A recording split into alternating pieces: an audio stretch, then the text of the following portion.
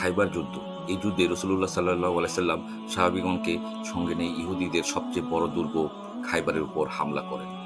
খাইবারের ইহুদীদের পক্ষ থেকে মুসলিমদের বিরুদ্ধে নানা রকম ষড়যন্ত্রের পরিপ্রেক্ষিতে রাসূলুল্লাহ সাল্লাল্লাহু আলাইহি সাল্লাম খাইবার দুর্গ অবরোধ করেন, যা কয়েকদিন পর্যন্ত অব্যাহত থাকে। অবরোধ চলাকালে খাইবার শহরের একজন রাখাল, যিনি ইতিহাস অনুযায়ী আসওয়াদ রাখাল নামে পরিচিত হয়েছেন, তিনি মনে মনে ভাবলেন, এত বড় বাহিনী নিয়ে এত দূরত্ব অতিক্রম করে এত কষ্ট সহ্য করে মুহাম্মদ নামের একজন খাইবার আক্রমণ করেছে, গিয়ে একটু জেনে আসি তার উদ্দেশ্য কি, সে কিসের দিকে মানুষকে ডাকছে, তার ইচ্ছাটাই বা কি। রাখাল ঘর থেকে বের হয়ে মুসলিম বাহিনী তাঁবুর দিকে অগ্রসর হলো। তাঁবুর কাছাকাছি একজন মুসলিমের সঙ্গে তার সাক্ষাৎ হল। তিনি তাকে জিজ্ঞেস করলেন, আমি জানতে চাই তোমরা কেন খাইবারের উপর চড়াও হয়েছ, কোন কারণে আমাদের শহরের বাসিন্দারা তোমাদের দুশ্মন হলো, তোমাদের মূল দাওয়াত ও উদ্দেশ্য কি। মুসলিম লোকটি ছিলেন একজন সাহাবী। তিনি ইসলামের আকীদা ব্যাখ্যা করার পরিবর্তে আসওয়াদ রাখালকে বললেন, তুমি বরং আমাদের নেতা আল্লাহ রসুল সাল্লাল্লাহু আলাইহি ওয়াসাল্লামের সাথে সাক্ষাৎ করে তাকে প্রশ্নগুলো করো, তিনিই তোমাকে ইসলামের বুনিয়াদের দাওয়াত এবং নিয়ামতের মূল পয়গাম সম্পর্কে বলে দেবেন। আসওয়াদ রাখালের কাছে এই কথা একদম নতুন ছিল।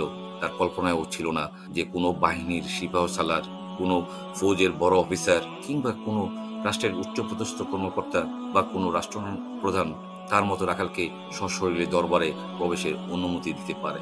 সাক্ষাৎকার দিয়ে তাকে ধন্য করতে চাও তো দূরের কথা, তিনি সারা জীবনে এটাই দেখে এসেছেন যে ধনাঢ্য পদস্থ ও বড় অফিসাররা তার মতো রাখালদের সাথে কথা বলতে অসম্মান বোধ করে। তারপরেও তিনি সাহাবীর কথা শুনে সাহস করে বললেন, আমি তোমাদের নেতার কাছে কিভাবে যাব, তিনি তো তোমাদের রাষ্ট্রের প্রধান, আর আমি তো সামান্য রাখাল। উত্তরে সেই সাহাবী বললেন, আমাদের নেতা রাসূলুল্লাহ সাল্লাল্লাহু আলাইহি সাল্লাম গরিবদের প্রতি অত্যন্ত সহমর্মী, আন্তরিক। তার মস্তিষ্কে ধনী গরিবের মাঝে, শাসক ও প্রজার মাঝে, নেতা ও কর্মীর মাঝে কোনো পার্থক্য নেই। রাখাল লোকটি খুবই অবাক হলো। রাসূলুল্লাহ সাল্লাল্লাহু আলাইহি সাল্লামের সঙ্গে সাক্ষাতের উদ্দেশ্যে সামনে অগ্রসর হল। রাসূলুল্লাহ সাল্লাল্লাহু আলাইহি সাল্লামের খেদমতে উপস্থিত হয়ে রাখাল বালকটি ভয়ে ভয়ে দুরু দুরু মনে জিজ্ঞেস করল, আমি আপনার কাছে জানতে চাই আপনার মূল দাওয়াত কি, আপনি কেন এই অঞ্চলে এসেছেন। রাসূলুল্লাহ সাল্লাল্লাহু আলাইহি সাল্লাম উত্তরে তাকে খুব সংক্ষেপে তাওহীদ সম্পর্কে বোঝালেন।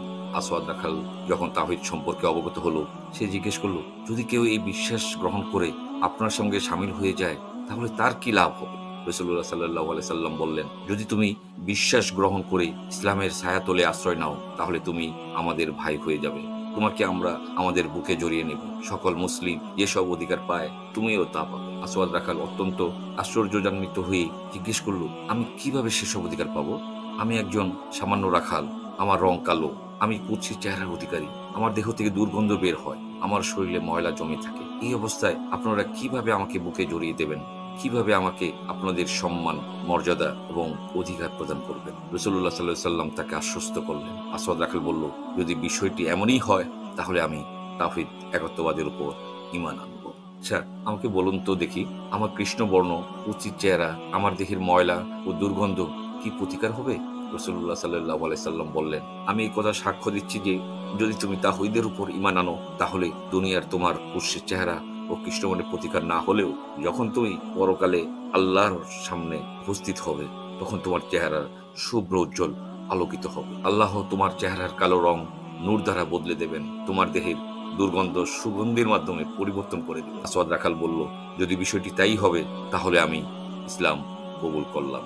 আশহাদু আল্লা ইলাহা ইল্লাল্লাহু ওয়া আশহাদু আন্না মুহাম্মাদুর রাসূলুল্লাহ। এরপর রাখাল লোকটি জিজ্ঞেস করল, বলুন এবার আমার দায়িত্ব কি? রাসূলুল্লাহ সাল্লাল্লাহু আলাইহি ওয়াসাল্লাম বললেন, ইসলামে কয়েকটি ফরজ বিধান রয়েছে, তবে এখনো নামাজের সময় হয়নি, রোজার মাস না, তোমার উপর যাকাত ফরজ হয়নি, এখন হজের মৌসুমও না, তাই তোমাকে নামাজ, রোজা, হজ, যাকাত কোনোটিও পালনের নির্দেশ দিতে পারি না। এখন তুমি একটি বা দুটি করতে পারো, তা হলো খাইবারের রণাঙ্গনে হক বাতিলের লড়াই চলছে। আল্লাহ তাআলার রাস্তায় মুসলিমরা তাদের প্রাণকে উৎসর্গ করছেন।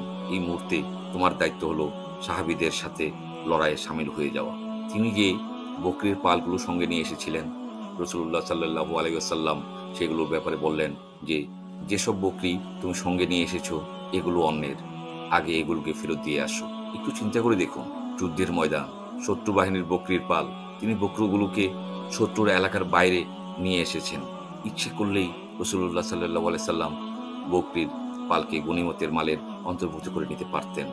কিন্তু যেহেতু এগুলোকে আমানত হিসাবে নিয়ে এসেছিলেন, আর আমানত প্রত্যাবর্তন করা রাসূলুল্লাহ সাল্লাল্লাহু আলাইহি সাল্লামের অন্যতম গুরুত্বপূর্ণ শিক্ষা, তাই রাসূলুল্লাহ সাল্লাল্লাহু আলাইহি সাল্লাম তাকে বললেন, বকরিগুলোকে কেল্লার দিকে তাড়িয়ে দাও, যাতে এগুলো শহরের অভ্যন্তরে চলে যেতে পারে, মালিকের কাছে গিয়ে পৌঁছাতে পারে। কথা অনুযায়ী তিনি বকরিগুলো শহরের দিকে তাড়িয়ে দিলেন।